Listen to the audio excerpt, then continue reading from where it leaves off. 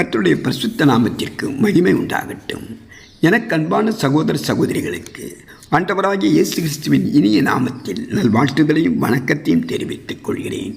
காலைதோறும் கர்த்தருடைய வார்த்தை என்ற தலைப்பில் நாம் வேத வசனங்களை தியானித்து வருகிறோம். இன்றைக்கு தியானத்திற்கு நாம் எடுத்துக்கொண்ட வேத வசனம் சங்கீதம் 41:1. சிறுமைப்பட்டவன் மேல் சிந்தை உள்ளவன் பாக்கியவான், தீங்கு நாளில் கர்த்தர் அவனை விடுவிப்பார். சிறுமைப்பட்டவன் மேல் சிந்தை உள்ளவனுக்கு கர்த்தர் விசேஷித்த ஆசீர்வாதத்தையும் சந்தோஷத்தையும் சமாதானத்தையும் வாக்கு பண்ணுகிறார். தாவீது இப்போது சிறுமைப்பட்டவராயிருக்கிறார்.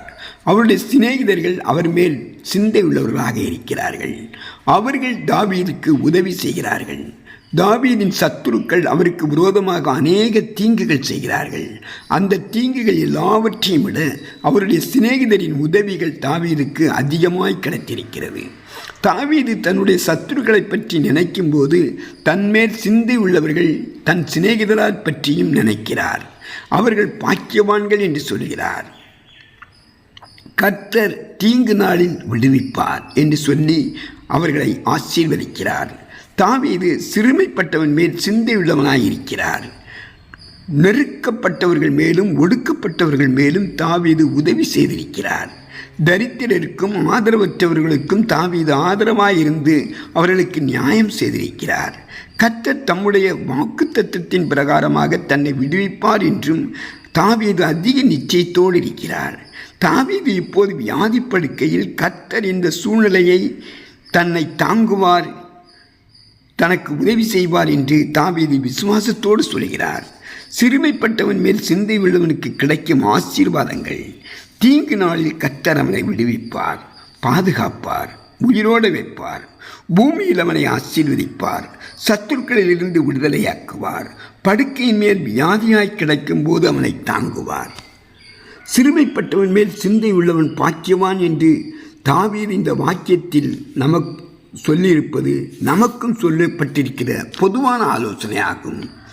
நாம் அதை ஏற்றுக்கொள்ள வேண்டும்.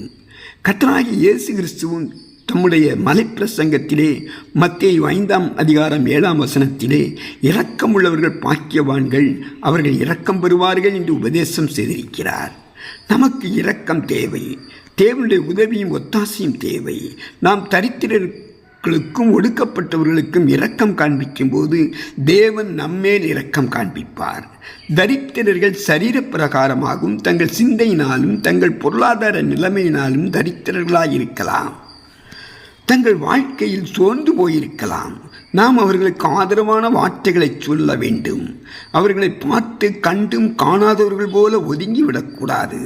அவர்கள் நிலைமையை அத்தோடு விசாரித்து ஆறுதலான வார்த்தைகளை சொல்லி இக்கட்டான நிலைமையில் அவர்களுக்கு நாம் பரிதாபப்பட்டு அவர்களுக்கு நீதியான நியாய தீர்ப்பு கிடைக்க பிரயாசப்பட வேண்டும். அவர்களுக்கு உதாரத்துவமாய் உதவி செய்ய முன்வர வேண்டும். தேவனால் தேவ சாயலால் சிருஷ்டிக்கப்பட்ட நம்மிடத்தில் இந்த நல்ல சுபாவம் காண்பிக்கும் பொழுது தேவன் நம்மை பாதுகாப்பார். ஒரு சிலர் கடின இருதயம் உள்ளவர்களாய் இருப்பார்கள். இரக்கம் காண்பிக்காமல் தரித்திரரை மேன்மேலும் ஒடுக்குவார்கள். இப்படிப்பட்டவர்களை கர்த்தர் ஒடுக்குவார். பிறருக்கு உதவி செய்யும் இருதயம் உள்ளவர்களுக்கு இந்த பூமியில் கர்த்தர் ஆசீர்வாதத்தை வைத்திருக்கிறார்.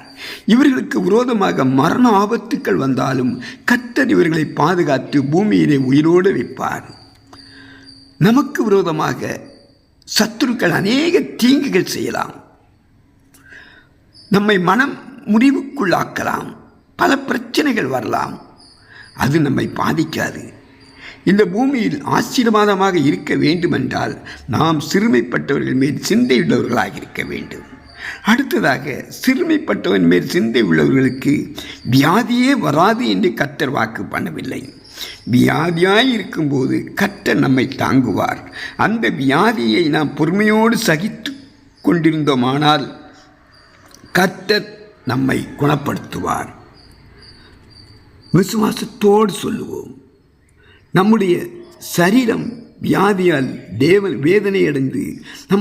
வேதனை அடைந்தாலும் நம்முடைய ஆத்துமா கர்த்தருக்குள் சந்தோஷமாயிருக்கும். சிறுமையானவர்கள் நியாயஸ்தலத்திலே உபத்திரவத்தை உபத்திரவப்படும் பொழுது கர்த்தர் அவர்களுக்கு வழக்காடுவார். கர்த்தரோடு வழக்காடி எந்த மனுஷராலும் ஜெயிக்க முடியாது என்று சாலமோன் நீதிமொழிகளில் குறிப்பிட்டுள்ளார். நாமும் மற்றவர்கள் மேல் கரிசனை கொள்ள தேவன் நமக்கு கிருபை செய்வாராக என்று நாம் ஜெபிப்போமா?